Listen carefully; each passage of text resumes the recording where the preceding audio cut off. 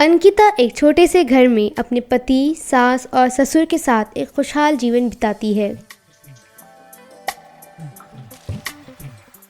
अंकिता, शाम हो गई, चाय पीने का मन कर रहा है। जल्दी से गर्मा गर्म चाय लाकर दे दो यहाँ। हाँ माँ जी, अभी बना कर लाती हूँ। नमस्ते आंटी जी। नमस्ते बेटी। तुम कौन हो? मैं तुम्हें नहीं पहचानी। आंटी जी, मैं आपके पड़ोसी गोपी माँ की बहू हूँ। अच्छा, गोपी की बहू हो तुम। बहुत खुशी हुई तुमसे मिलके। वैसे बेटी, नाम क्या है तुम्हारा? आंटी जी, मेरा नाम प्रेरणा है। अच्छा प्रेरणा, बहुत सुंदर नाम है। और बोलो बेटी, यहाँ कैसे आना हुआ? आंटी जी, घर में अचानक चीनी ख़त्म हो गई, सोचा थोड़ा आपके पास से ले लूँ। हाँ, अभी देती हूँ। अंकिता बहू, थोड़ी चीनी लेकर आओ। ये सुनकर अंकिता चीनी लेकर बाहर आती है और प्रेरणा को देखती है। अंकिता, देखो ये गोपी की बहू प्रेरणा है। नमस्ते।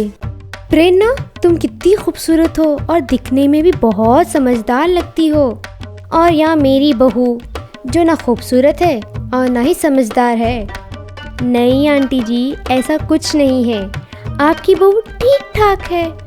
अब हर कोई मेरी तरह खूबसूरत तो नहीं होते।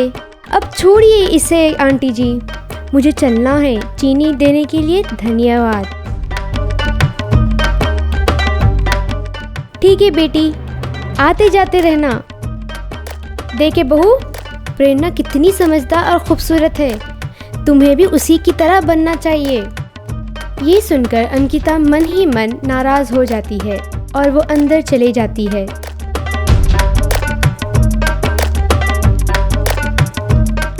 अगले दिन प्रेरणा अपने घर में समोसे बनाकर अंकिता के घर लाती है। आंटी जी, मैंने आज घर में समोसे बनाए हैं, तो सोचा कि आपको भी लाकर दूं।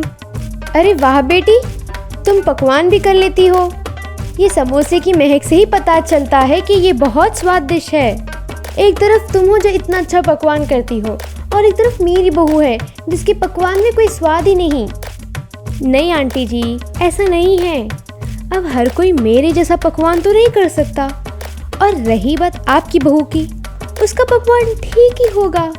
अच्छा आंटी जी, आप ये समोसे खाए, मुझे चलना होगा। ठीक है बेटी, आते जाते रहना।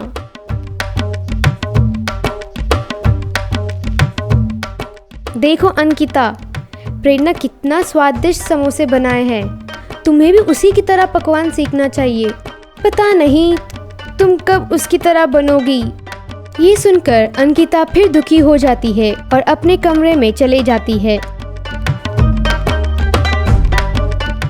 कुछ दिन बाद प्रेरणा अंकिता के घर आती है। नमस्ते आंटी जी, मैं आपके लिए एक तोहफा लेकर आई हूँ। तोहफा? और मेरे लिए? इसकी क्या ज़रूरत थी? वैसे ये तोहफे में है क्या? आंटी जी, मैं आपके लिए साड़ी लाई हूँ।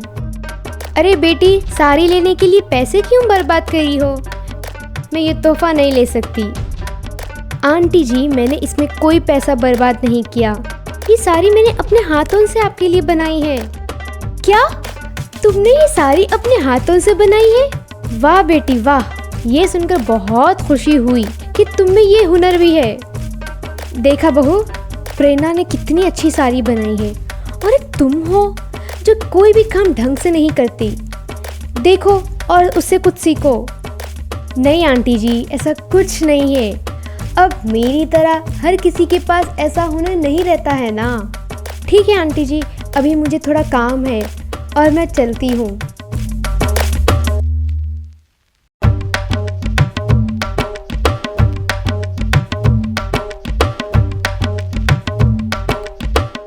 शाम के वक्त अंकिता और उसकी सास कमरे में बैठे रहते हैं। तभी उन्हें प्रेरणा के घर से जोर की आवाज आने लगती है। ये सुनकर वो घर के बाहर जाते हैं। प्रेरणा के घर के पास जाकर ये देखते हैं कि प्रेरणा अपने सास ससुर को घर से बाहर निकाल रहे हैं। आप लोग यहाँ से चले जाए, मैं आपका काम कर करके थक गई हूँ। अब मुझे घर में शांति चाहिए। ये सुनकर प्रेरणा के सास ससुर वहाँ से चले जाते हैं।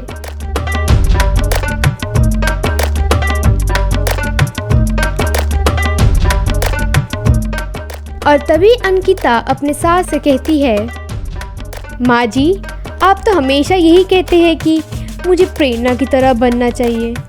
मैं भी यही सोच रही हूँ कि मेरा अब प्रेरणा बनने का वक्त आ गया। अरे नहीं बहू, मैं तो मजाक कर रही थी।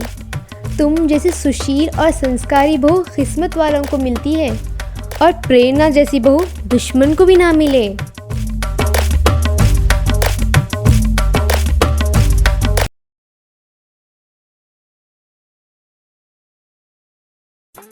कीर्ति सुंदर, सुशील और संस्कारी लड़की है। कीर्ति के छोटे से घर में उसकी सास, एक छोटी ननंद और उसका पति रहता है। वो घर में हर किसी का अच्छे से देखभाल करती है। कीर्ति हमेशा सुबह उठकर अपने घर के सारे काम करती है, सबके लिए खाना पकाती है, पति के कपड़े इस्त्री करके उसे ऑफिस भेजती है, छोटी ननंद को पढ़ाती है। इसी तरह कीर्ति सारे घर वालों के दिल जीत लेती है। रात को होते ही इस बार भी वो अपने सास के पैर दबाती है।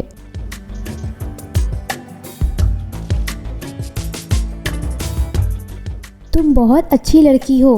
मेरा बेटा तो बहुत खुशकिस्मत वाला है कि उसकी ज़िंदगी में तुम जैसी संस्कारी लड़की आई है।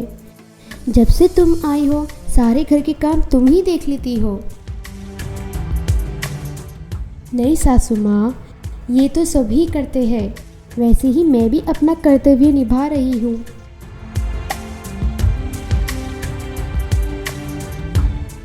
एक बार कीर्ति अपनी छोटी ननंद को पढ़ाने के लिए उसके कमरे में जाती है, लेकिन वहाँ छोटी ननंद फ़ोन में बिजी रहती है। तुम पढ़ाई नहीं कर रही हो? ये फ़ोन में क्या कर रही हो? भाभी जी, मैं अपने फ़ोन से वीडियो लेकर टिकटॉक पे डाल रही हूँ। ये टिकटॉक क्या है? भाभी, तुम्हें नहीं पता? नहीं, अगर तुम बताओ तो अच्छा लगेगा। बिल्कुल बताऊंगी। इसे टिकटॉक कहते हैं। सारे लोग अपने वीडियोस और दिन भर की मस्ती इस पर अपलोड करते हैं, और तो और सारी दुनिया वीडियोस और हरकतों को देखकर लाइक भी करते हैं। तो बस मैं भी यही कर रही थी। बहुत मज़ा आता है भाभी। अच्छा, आप अपने फ़ोन में भी डाल लीजिए, आपको भी बहुत मज़ा आएगा। ये सुनकर कीर्ति अपने फ़ोन में टिकटॉक इंस्टॉल करती है, और रोज़ थोड़ा थोड़ा होते होते उसे भी इस टिकटॉक का मज़ा लग जाता है।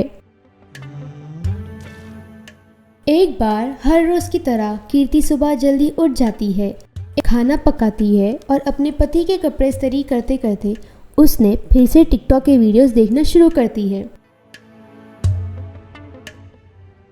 कीर्ति, तुम्हारा दिमाग कहाँ पर है? मेरा कुर्ता जल गया। ओह, ये मेरे से क्या हो गया? खैर, अगली बार से ख्याल रखूंगी। कीर्ति, आजकल तुम्हारा मन काम पर नहीं लग रहा है।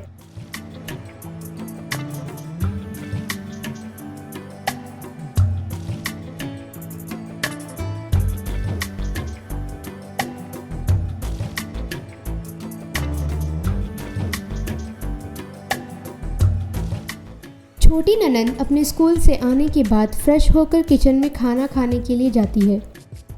वो देखती है कि भाभी अपने वीडियोस बना रही है। हाय भाभी, तुम आ गई? कब आई तुम? हाँ भाभी, मैं अभी लौटी स्कूल से। कैसा दिन था स्कूल में आज? बहुत थक गई, अब परीक्षा की तैयारी चल रही है। अच्छा भाभी, मुझे पढ़ाई करनी है और इसमें मुझे आपकी मदद की बहुत ज़रूरत है। नहीं मोनिका, मुझे सासू माँ के साथ आज बाज़ार जाना है। तुम एक काम करो, कल स्कूल के बाद अपने पुस्तकें लेकर मेरे पास आ जाओ, मैं तुम्हारी पढ़ाई में मदद करूँगी। चले कीर्ति बहू। हाँ सासू माँ, अभी आई।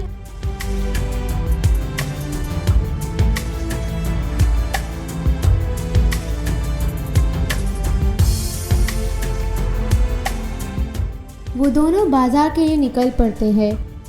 कीर्ति की सास घर के राशन लेने में व्यस्त हो जाते हैं और यहाँ बहू बाजार में टिकटॉक के वीडियोस बनाने लगती है। ये इसी धुन में अपने सास को पीछे छोड़कर आगे निकल पड़ती है। कीर्ति अपने फ़ोन में इतना व्यस्त हो जाती है कि वो सड़क पर ध्यान देना बंद कर देती है। कुछ कदम चलने के बाद उसके सामने एक बड़ा गड्ढा आ जाता है और क्योंकि कीर्ति का ध्यान सड़क पर कम और फ़ोन में ज़्यादा रहता है, वो अचानक से उस गड्ढे में गिर जाती है। अरे, मैं तो गड्ढे में गिर गई, कोई मुझे बचाओ। तभी वहाँ बाजार में खड़े हुए लोग आकर उसे गड्ढे से बाहर निकालते हैं। ये देखकर कीर्ति की सास भी वहाँ आ जाती है। क्या हुआ बहू, तुम ये गड्ढे में कैसे गिर गई? सासू माँ, मेरा ध्यान पूरा फ़ोन में था और मुझे ये गड्ढा दिखाई नहीं दिया, उस कारण मैं गिर गई और मुझे पैर में चोट लग गई। बहू, फिर इससे क्या सीख मिलती है? सासू माँ, इस टिकटॉक के कारण मेरा बहुत नुकसान हो गया। पहले घर में इस्त्री करते वक्त कपड़े जल गए, फिर खाना पकाते वक्त दाल जल गई और अब गड्ढे में गिर गई, मेरे पैर पर चोट लग गई।